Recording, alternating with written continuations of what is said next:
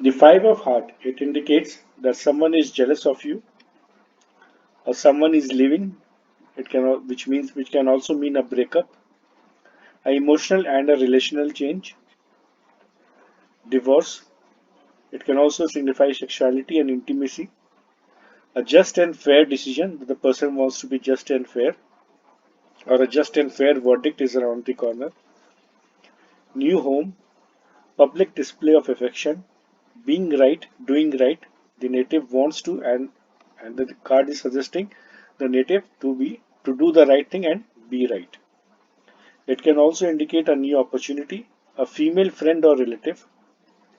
It can also signifies the curer is seeking a better circumstance, a dream come true.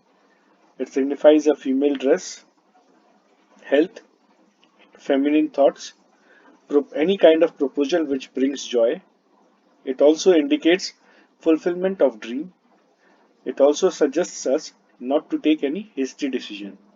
It also signifies breasts, right hand, and our leg. I hope you liked the video. Please do subscribe to the channel. Thank you.